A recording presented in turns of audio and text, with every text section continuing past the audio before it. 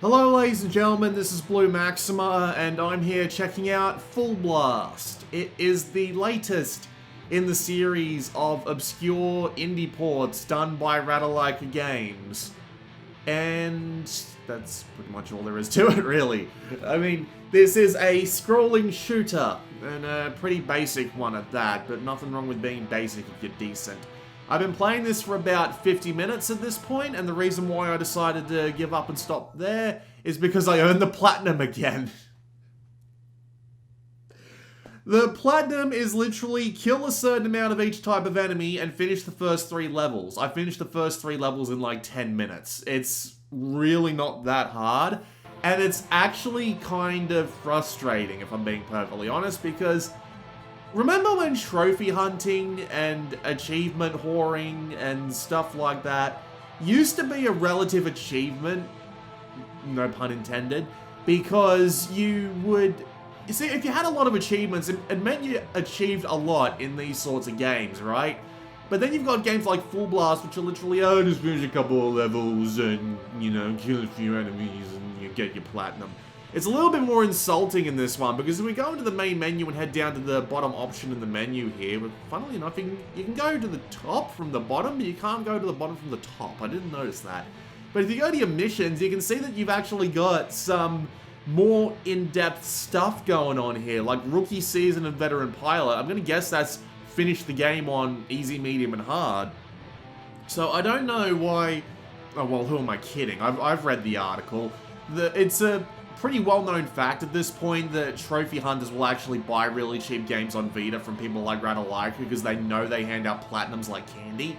But it's just, it just demeans the entire concept of having trophies. I wish I could go and remove the ones from like Super Destronaut DX and whatever, just because they were so bloody easy that I don't really feel like I've earned them.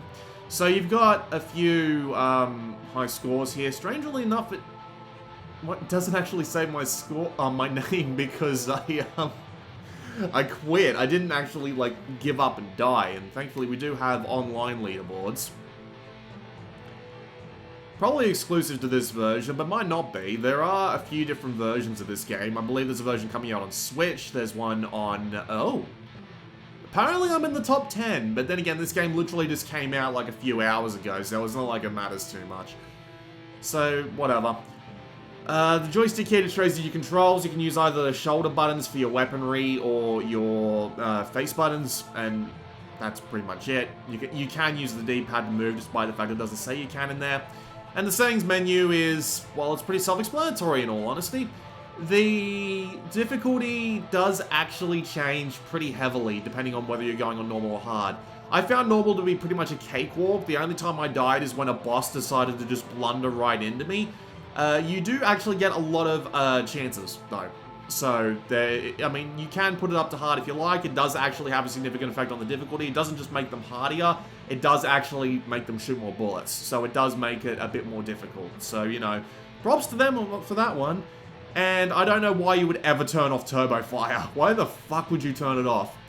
So here are your levels. There's a fair few levels, but the main downside to them is that it's roughly the same background art through each set of 4 levels.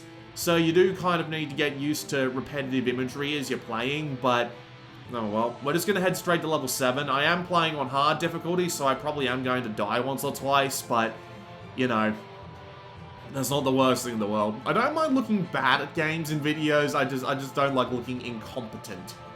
And there's a difference between those two words, I'm sure. I'm just not going to be able to pull it out my ass while I'm talking on a video commentary. What was that?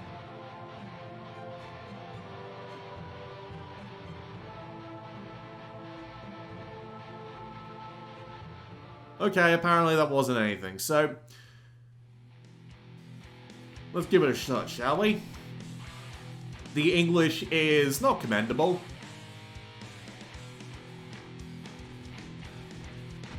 It's literally aliens have invaded, go kill they axe, and that is pretty much the entire plot.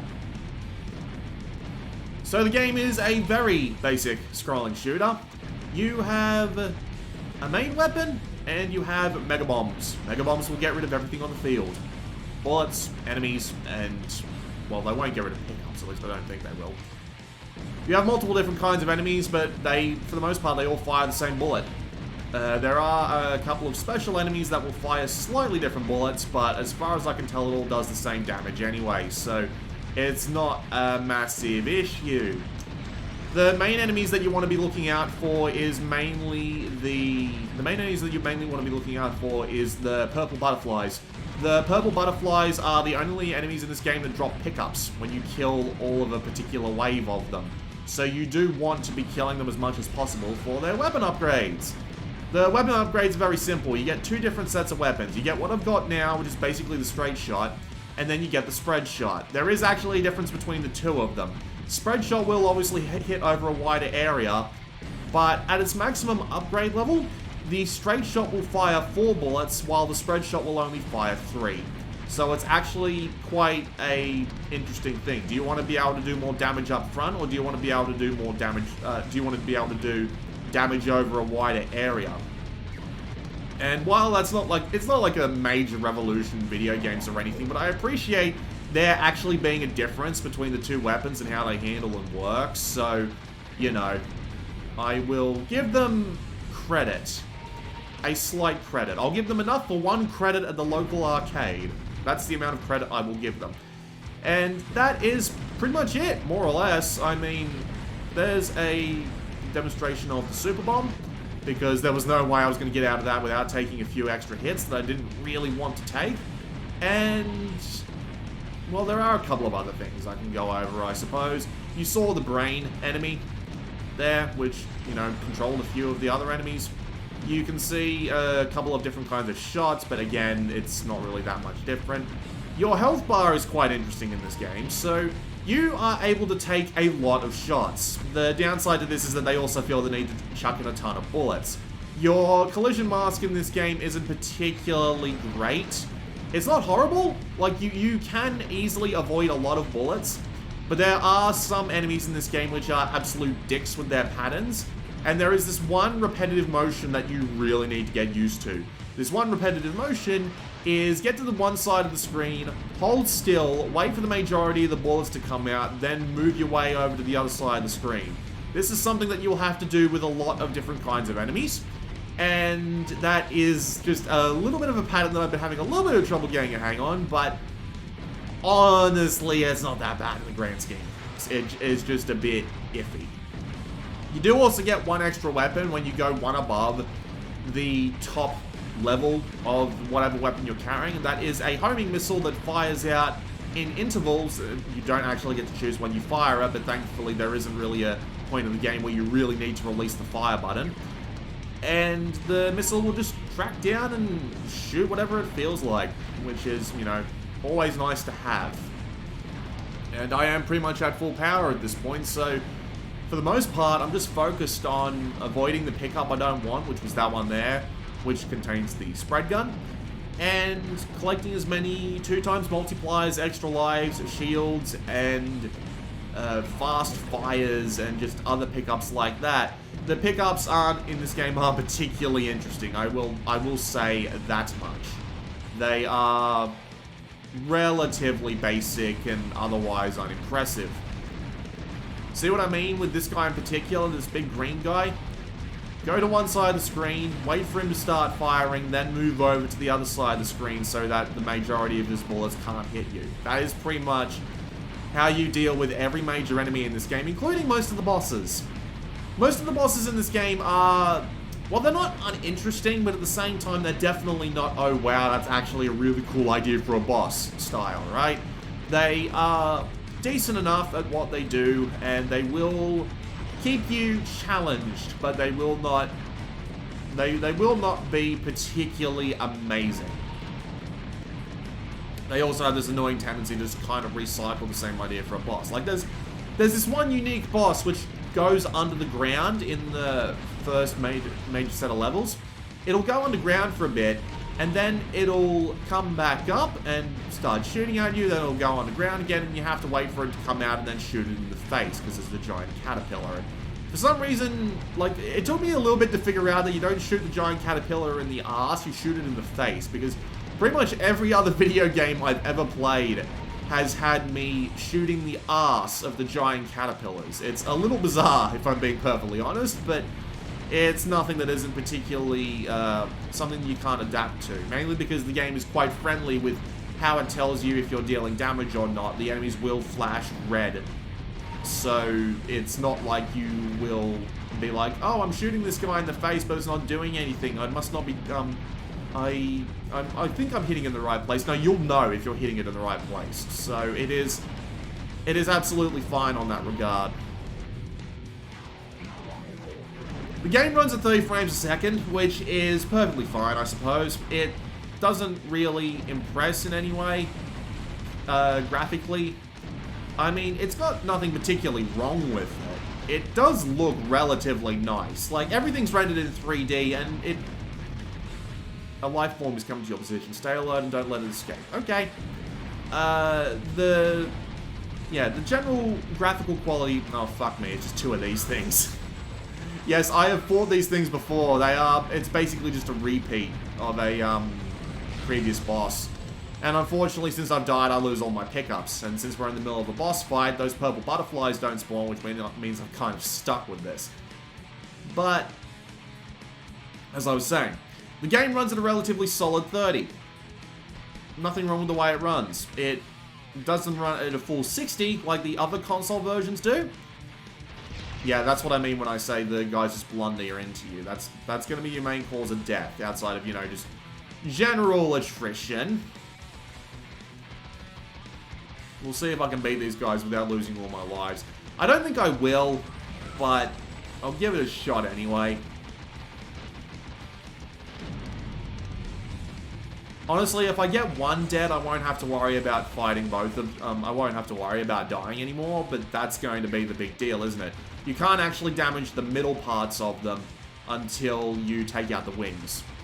But yeah, the game runs at a solid 30. Doesn't do much dropping below that. It isn't as impressive as the fact that the other console versions run at 60, but I'll take it. It still looks pretty good and runs acceptably otherwise. Like, if it was any lower than 30, I'd be really mad. And the main menu really wasn't giving me much confidence in the game's performance, considering that it could barely run at 30 on that. But it runs fine. Like, seriously, it isn't in a bad spot at all.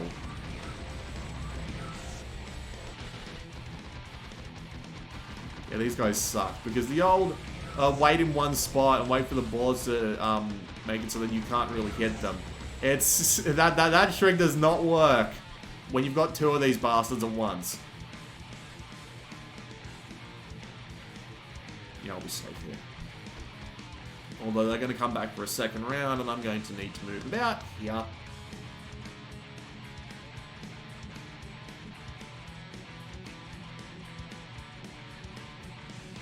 The music is generic as all hell, and I mean, I was literally just playing this game before I was like, oh, maybe I should go record this video now. I don't remember what it sounds like. It's just like really generic, like metal and rock, and nothing particularly notable, I must say. I'll just take I'll take a few hits there just to avoid having to run into his fucking laser. I can pop a bomb out if I really need to, but yeah, and for some reason he's going to decide to. Oh no, they're just gonna come up from the bottom and probably try and screw me with gigantic strings of bullets, but you know, shooter games, that's what they do. Yeah, if I can just get rid of one, the other one won't be a problem at all. And because I'm missing most of my bullets, they are indeed taking a lot of damage. Screw it, blow a bomb. See if that kills them. Did no such thing, and oh no, I'm one shot away from, 0 shots away from death.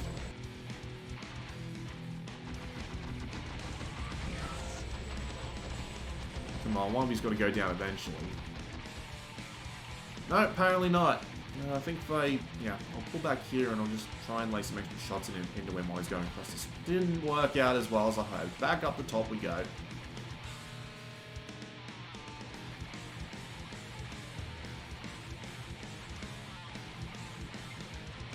The enemy variety doesn't really seem to change throughout the levels. It's mostly the same sort of stuff. Nothing, finally, nothing to write home about. God, they were like 7 shots from death each. What the hell?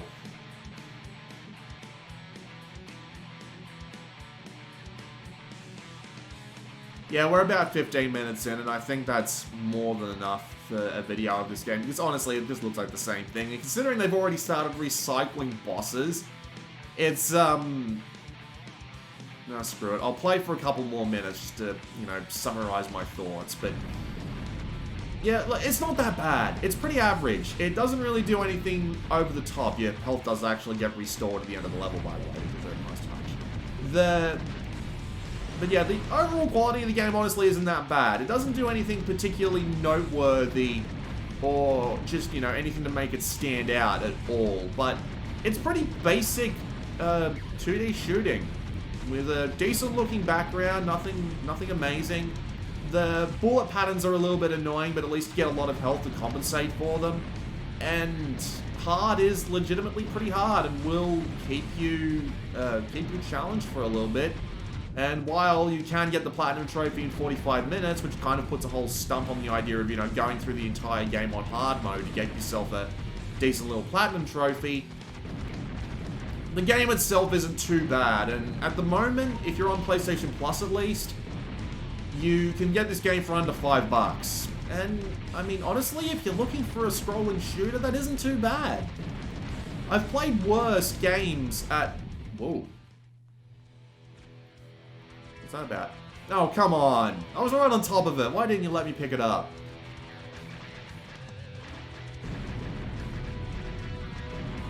Bastards. You fool.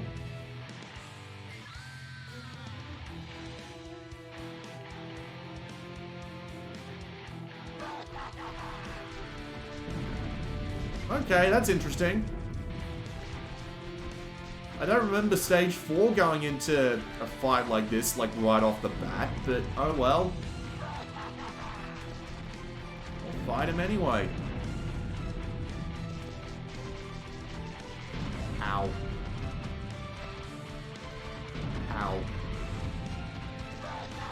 But yeah, if you're looking for a scrolling shooter, you've already played the death out of Soldner and Darius Burst. For $5, this could be a lot worse. And while the whole, you know, play the game for 45 minutes, no matter what you'll do, you'll probably get a platinum anyway, sort of thing is kind of distracting. At least the actual game is still halfway decent. And honestly, I don't have any really major problems with it other than it's completely and utterly not noteworthy. Which is a shame, because those are the games that are least interesting to talk about.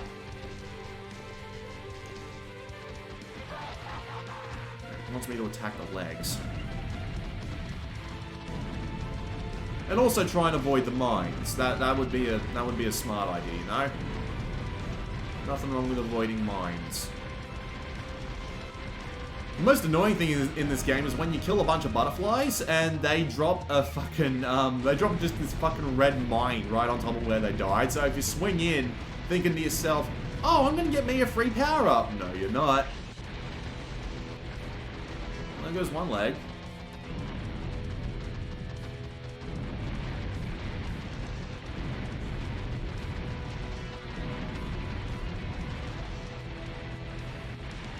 I mean, honestly, I've played worse games from Ratalaika. Like, fucking Super Destronaut DX was just horrible, honestly. And compared to that, this is doing really well for itself. Also, I'm kind of getting that thing where if you stare at a moving surface for too long, the rest of your eyes try to overcompensate when you look away, and it looks like everything is floating upwards. That's always fun.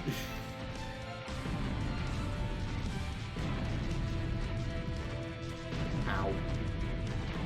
Ow. Oh well. Fair enough. But yeah, that was a look at Fullblast. For the under $5 they're asking for it right now, it's actually alright. And while it's not an outright recommend, if you're out of other scrolling shooters to play, I've seen worse. This has been Blue Maxima, and I will see you all next time.